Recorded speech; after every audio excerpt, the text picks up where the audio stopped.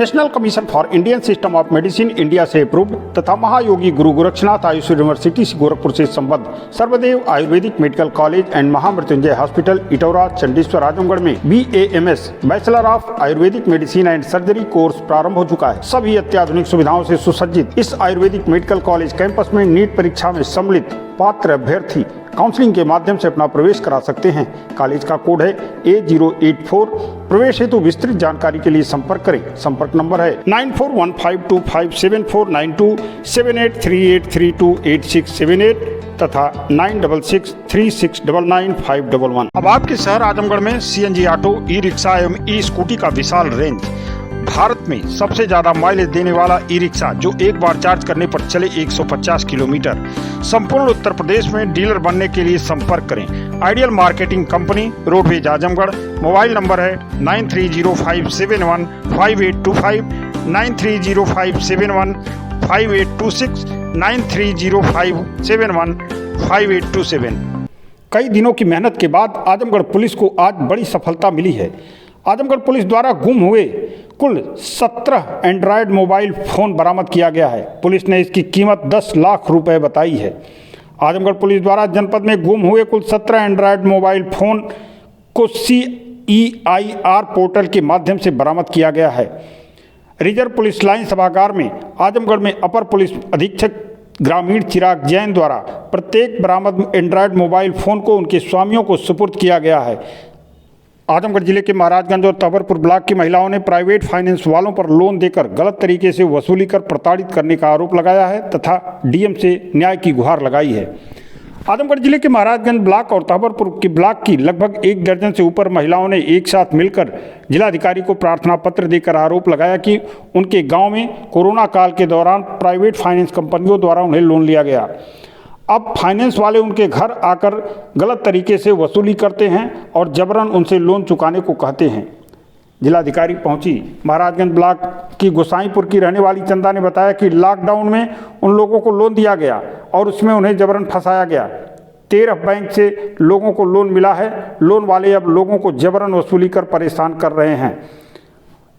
DM office पर पहुंची इन महिलाओं ने क्या कहा, सुनिए आप उनकी बात। नाम है आपका? खुशबू सर। खुशबू।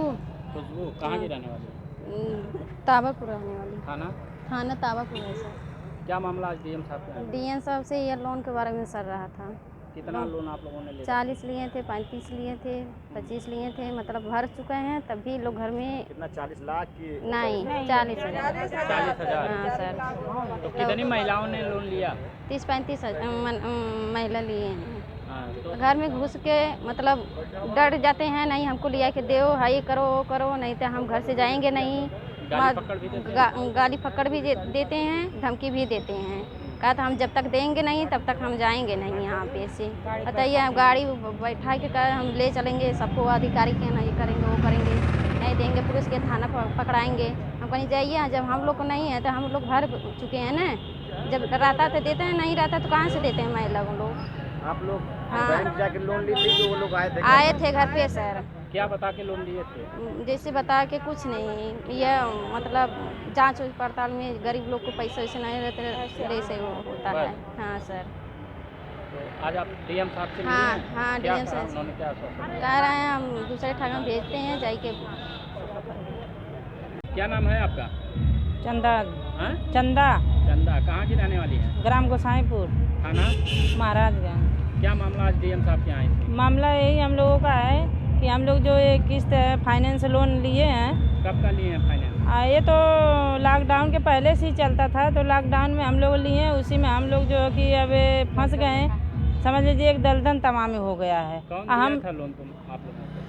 13 बैंक से मिला है और हम लोग घर पर आए हैं। तो मान लीजिए हम लोग तो थोड़ा बहुत पढ़े लिखे हैं, तो लेकिन जो महिलाएं नहीं पढ़ी लिखी हैं उन लोगों को जो है कि इतना उसमें फंसा गया है कि आटा चाउर गेहूँ यहाँ तक कि घर का जो भी सामान है वो सब निकलवा कर बेचवा रहे हैं। फर्जी कागज भी बनवा कर दिए हैं। अच्छा, अभी आप लोग बता रहे थे एक लोग मर भी गई हैं। हाँ, मर भी गई हैं, 2 लोग भाग भी गई हैं और गांव छोड़ के और भी लगाई थी। एक लोग तो हार्ट अटैक से मर गई। एक फांसी लगाने वाली थी, तो हम लोग समझाएं बुझाएं कि ऐसा ना कि पतो गर्भवती रही उसके भाई झोटा उखाड़ के मरने जा रहे कितने तक का हैं। लोन लिए हैं?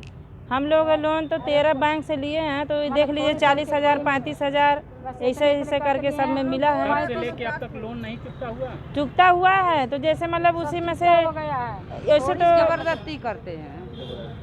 अब कितना लोन है इस समय? अब इस समय 13 बैंक का लोन है। अब कम भी हो गया है, कोई में 15,000 है, कोई में 20,000 है, कोई में 4,000 है। तो क्या लोग आके धमकी भी देते हैं? हाँ, घर पर आके पूरा धमकी देते घर हैं। में घुस भी जाते हैं? घुस जाते हैं। कब आते हैं? 10 बजे रात को। सुबह से आते हैं, बैठे बैठे रहते हैं। जब पैसा हम लोग वही हाथ गोड़ जोड़ते हैं, नहीं है सर पैसा, नहीं है सर पैसा, तो बोलते हैं कि नहीं, हमें कहीं से भी लेकर आए, अपने आप को बेच दीजिए, कहीं से लेकर आइए, लेकिन लेकर आइए। क्या चाहती हैं आप? हम लोग यही चाहते हैं कि हम लोगों का साहब से यही निवेदन है, हम लोग डीएम साहब से यही निवेदन करेंगे कि हम लोगों को इससे उद्धृत करवाएं। कितने महिलाओं को लोन दिया है आपने? अरे करीबन होगी 20 महिला से ऊपर होंगी।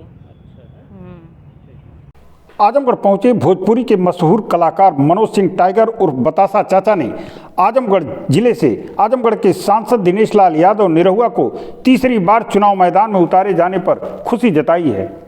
सोमवार को दिन में फिल्म यूनिट के साथ लोकेशन देखने पहुंचे मनोज सिंह टाइगर ने कहा कि दिनेश लाल यादव निरहुआ के चलते आजमगढ़ में इन दिनों काफ़ी फिल्मों की शूटिंग हो रही है और कलाकारों का आना जाना लगा रहता है। मनोज सिंह टाइगर ने कहा कि निरहुआ को 1.5 साल से ज़्यादा समय मिला है।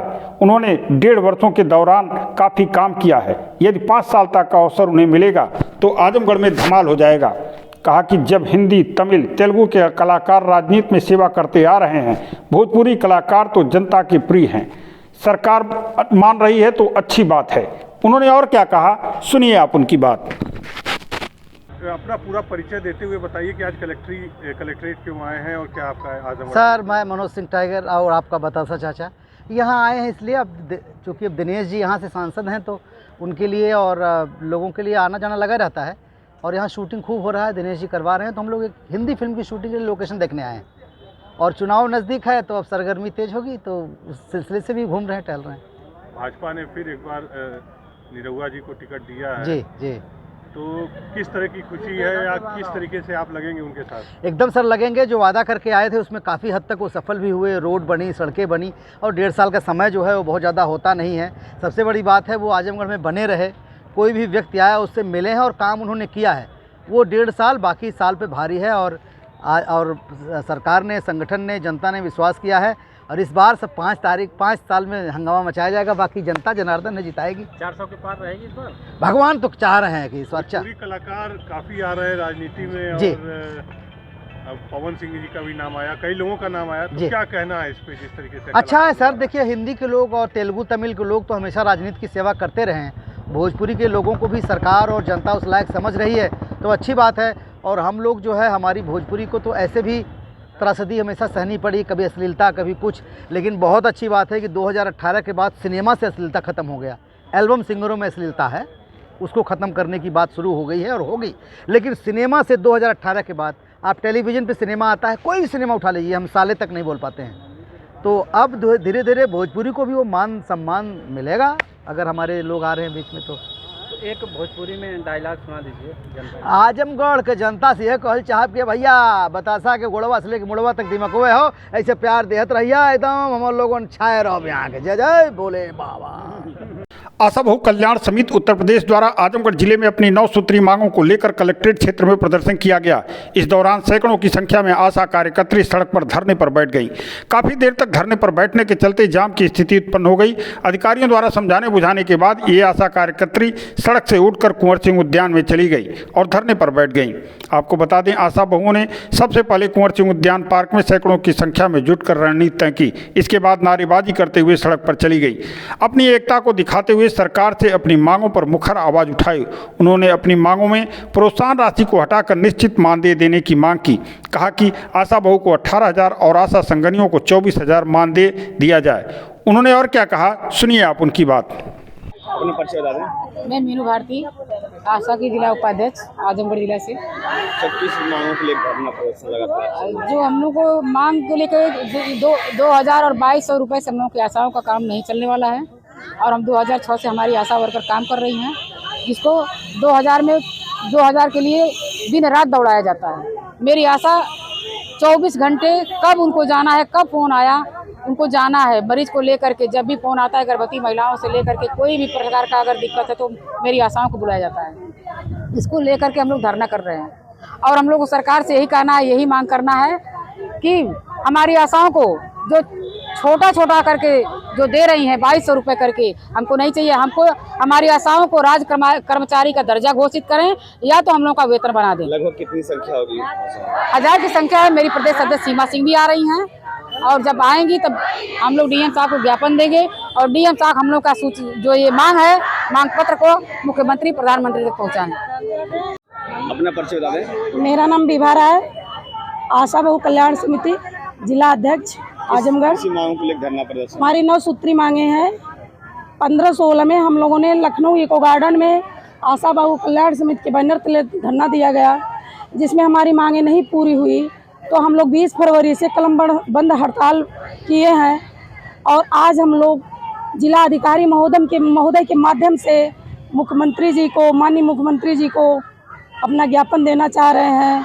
अगर हमारी मांगे नहीं मानी जाती है तो हम आगे सारे कार्य को बहिष्कार करते हुए हम लोग एकदम CSC PSC पर बैठ जाएंगे और हम गांव की 1000 की आबादी की मालकिन है, 1000 की आबादी में घूम कहेंगे कि हमारी सरकार निकम्मी है। जो सरकार निकम्मी है वो सरकार बदलनी है।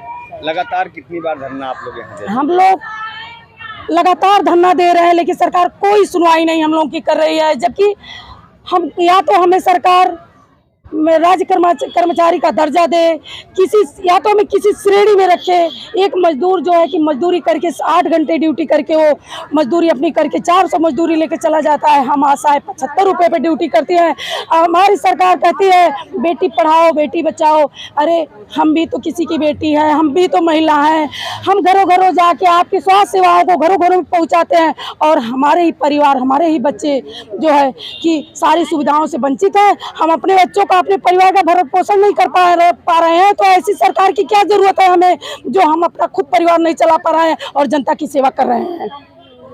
आजमगढ़ जिले के मेहनगर तहसील के कठन गांव के निवासी ग्रामीणों ने सोमवार को कलेक्ट्रेट पहुंचकर डीएम को ज्ञापन सौंपकर अपने ग्राम पंचायत में अनियमितता का आरोप लगाया और कार्रवाई की मांग की। कठन गांव निवासी व भारतीय जनता पार्टी किसान मोर्चा के पूर्व जिला मंत्री पवन सिंह ने बताया कि उनके ग्राम पंचायत की प्रधान किरणबाला हैं, वो मनमाने तरीके से कार्य करती हैं। उनके पति दिलीप राम और एक अन्य व्यक्ति राजेश सिंह जो कि भूमाफिया हैं, उनसे लोगों को परेशान कर रखा है। खुद 7 बीघा जमीन पर अवैध रूप से विद्यालय बनवाए हैं और अवैध रूप से लोगों को बसा दिया है। वहीं गांव में करीब 500 वर्ष पूर्व के राम मंदिर के बगल में दूसरे धर्म के लोगों का घर बनवा दिया है, जिससे आपसी वैमनस्यता बढ़ रही।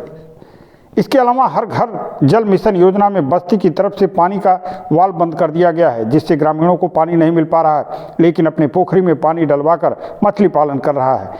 शिकायत करने पर लोगों को फर्जी मुकदमे में फंसा रहा है, जिससे जनता त्रस्त है। इस कार्रवाई की मांग को लेकर आज डीएम के यहाँ पहुंचे थे। सुनते हैं पवन सिंह ने क्या कहा। क्या नाम है आपका? मैं पवन सिंह, जिला मंत्री, पूर्व जिला मंत्री किसान मोर्चा और ग्राम सभा कटहन निर्माण समिति अध्यक्ष हूँ।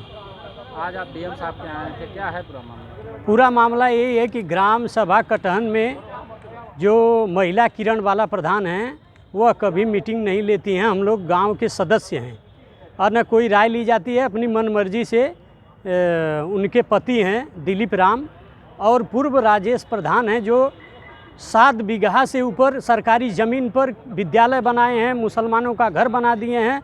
और सबसे बड़ी समस्या पैदा उन्होंने यह किया कि 500 बरस पुराना हमारा राम मंदिर है वहाँ पर, और उस राम मंदिर पर मेला लगता था। उस राम मंदिर के करीब में 2 मुसलमानों का घर बनाकर गंदगी पैदा की गई और गांव में बेनमस्ता पैदा की गई है।